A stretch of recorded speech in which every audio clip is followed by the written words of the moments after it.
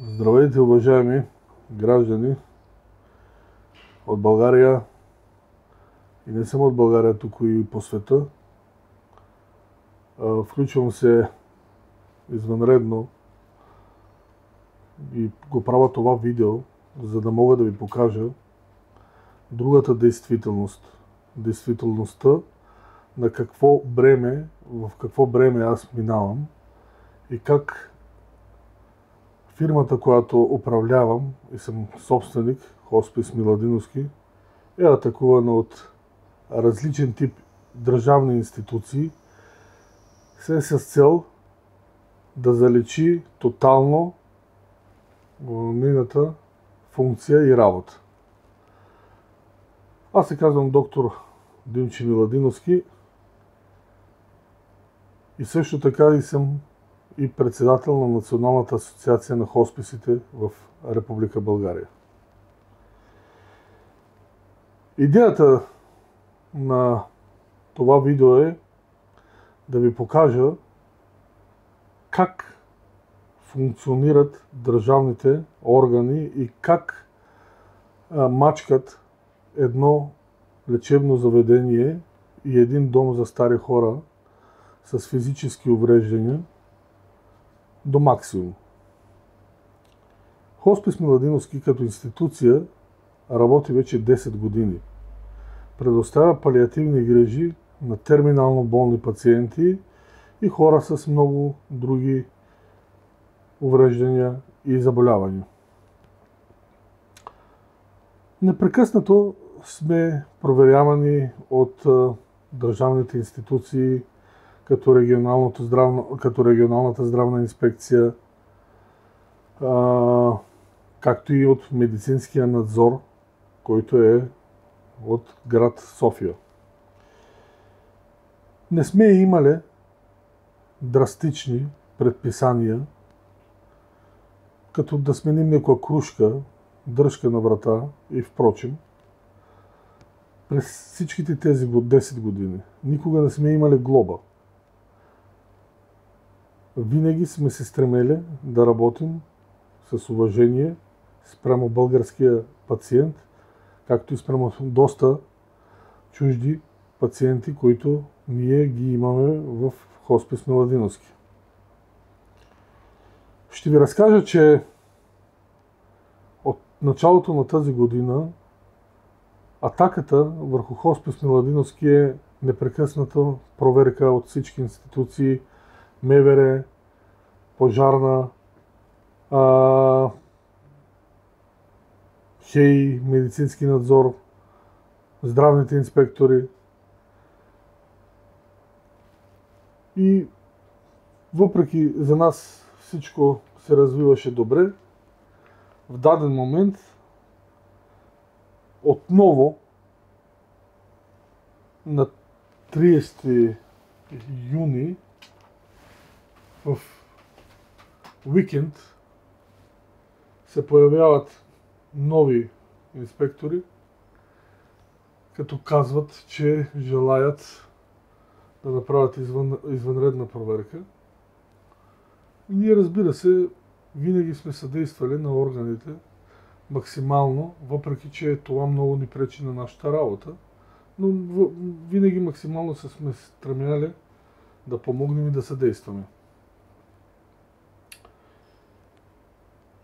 За съжаление, въпреки техното усмихване и казване, че всичко е наред, това може да се потвърди, защото лечебното заведение има камери и 24 часа те денонощно снимат. На другия ден ми беше предоставен един протокол, т.е. заповед за заличаване на лечебното заведение без предписания, без нищо. Като мотивацията им е, че пациентите, които са били настанени тук, не били за хоспис. Т.е. не били и терминални пациенти. Голям абсурд. 10 години ние приемаме същия тип пациенти. Работим с същите тип заболявания или почти подобни. И изведнъж пациентите не били за хоспис. Нека да кажа, че като председател аз се боря за правата на българския народ, защото той е дискриминиран като пациент. Единствената страна, която не е подпомогната финансово от държавата, е хосписа. Говорим тотално за Европа, пак и за другите трети държави и за Балканския полуостров. Може би и в това се дължи причината, но нека да отговорят тези, които това нещо са го създали като атака и като предмет на дискриминация, деградация, унижение, не само спрямо мен, спрямо българския пациент, най-много, с това заличаване на хоспис Миладиновски.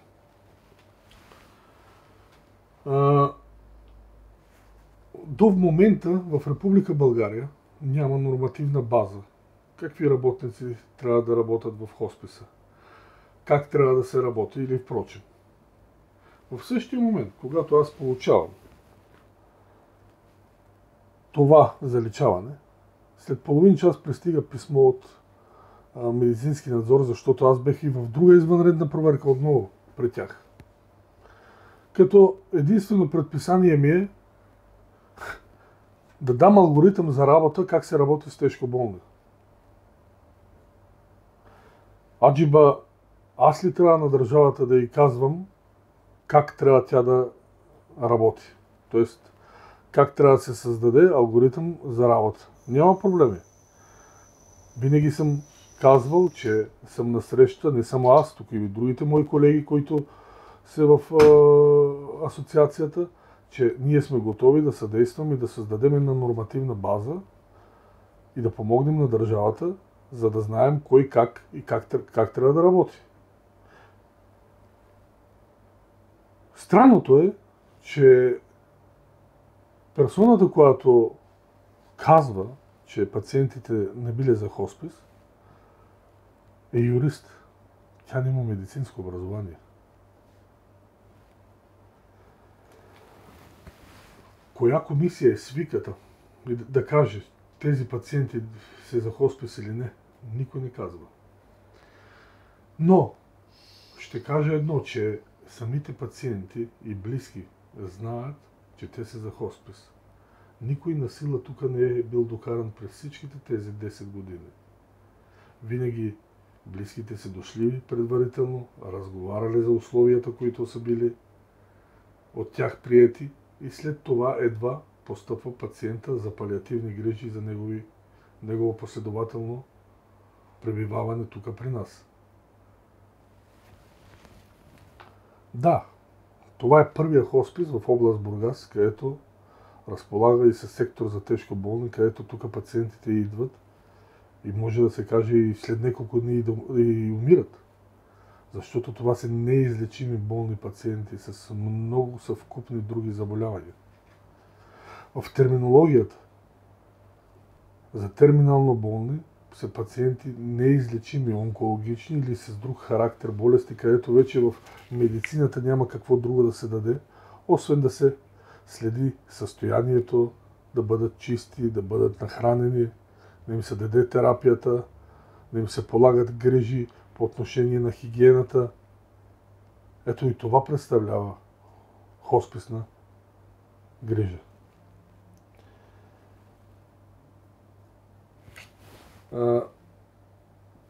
Преди техното заличаване, където аз го считам за тотално незаконосъобразно,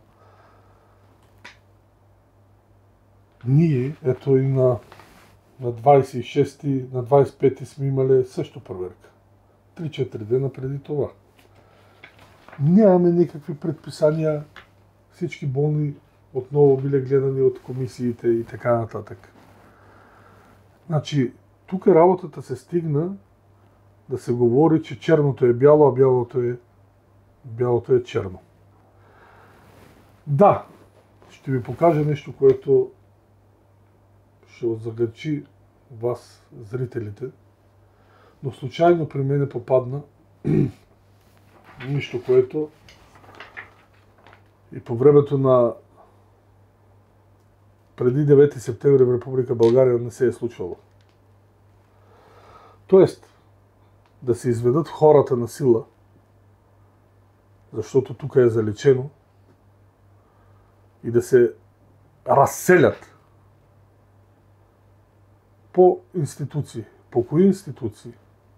Хоспис държавен няма. Има 2 дъщерни дружества, които са в град Перник и град Кърджали.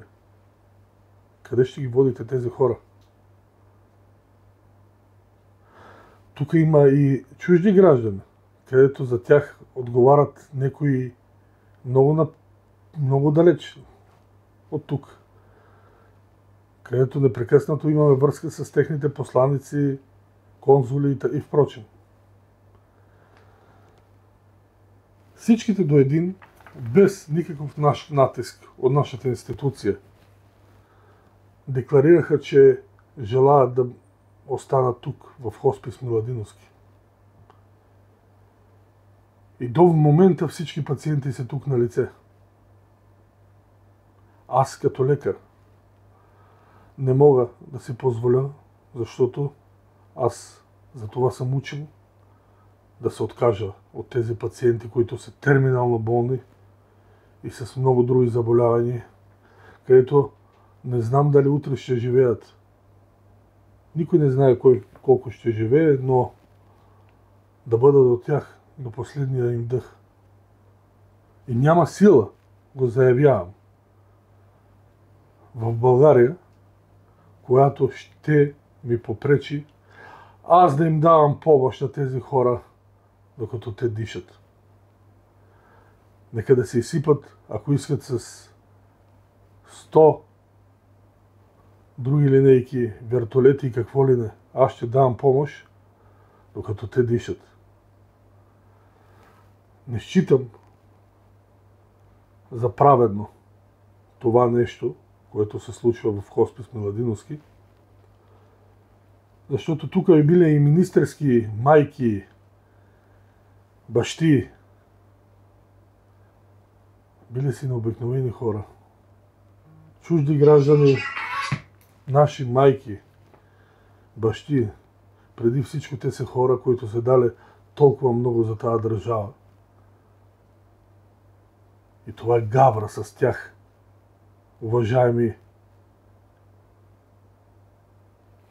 управляващи. Вие се гаврите с българския народ и го дискриминирате. Ако не съм аз, ще е някой друг. Но вие посегнахте към онези хора, които са в терминално състояние, към хората, които и в свещените книги, без значение от коя вероизповед е най-големия грях. Нека всички ние това го знаем. А този грях ще ви стои, където и да сте.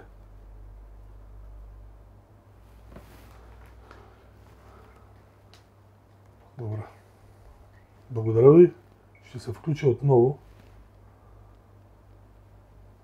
да ви показвам кадри, загрижите към тях и ще чакам съда да каже кой е крив, кой е прав.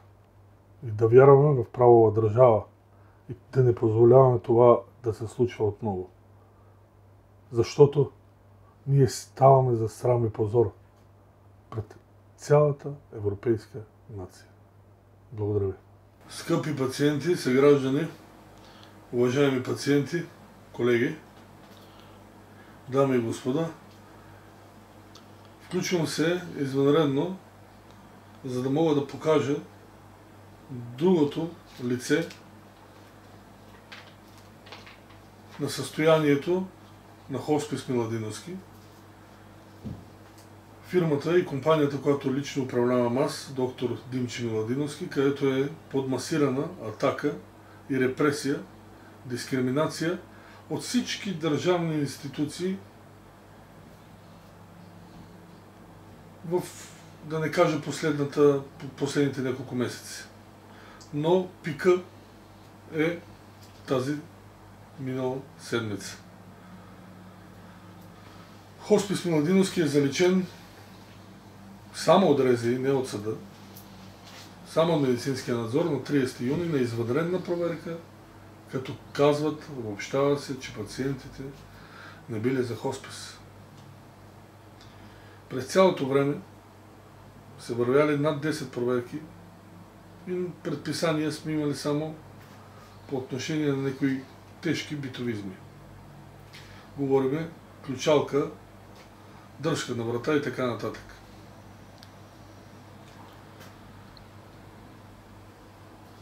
Проверката беше в неделя, в уикенд, като в понеделник ми носят документи, че заличават заведението и си изсипаха всички институции да ги разселват хората от Хоспис Миладиновски.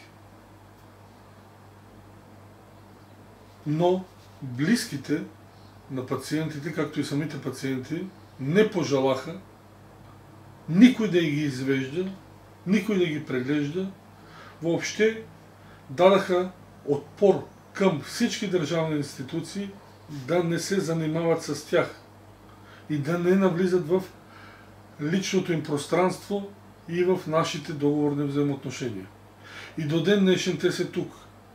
И аз като лекар не се отказвам да давам помощ на тях, които повечето са в тежко терминално състояние или в тежки придружаващи заболявания. Да благодаря на екипа, който е до мен, които и те, заедно с техните фамилии вкъщи, търпят тези злонамерни изкушения, да не кажа, и термини, употребявани по пространството, който посегнал към тежко терминалните болни пациенти и хората с увреждани, защото засегнаха и дома за възрастни хора, които работи вече 6 години в град Поморие и помага на много хора. Се казва грях. Това е записано в свещените книги. Ще давам непрекъснати видеа, за да ви запозная в следващите етапи как стоят нещата с Хоспис Миладиновски. Бъдете до нас, защото ние винаги сме били до вас. Благодаря. Скъпи съграждани, дами и господа, отново здравейте! Искам да ви покажа декларации на близките и на самите пациенти, където декларираха всички институции да ги остават на мира и те да останат тук в Хоспис Миладиновски за палиативни грижи. Същите такива декларации са дадени и в социалните служби. Те непрекъснато им се обаждат и ги карат, като ги заплашват с полиция, да бъдат изведени от тук.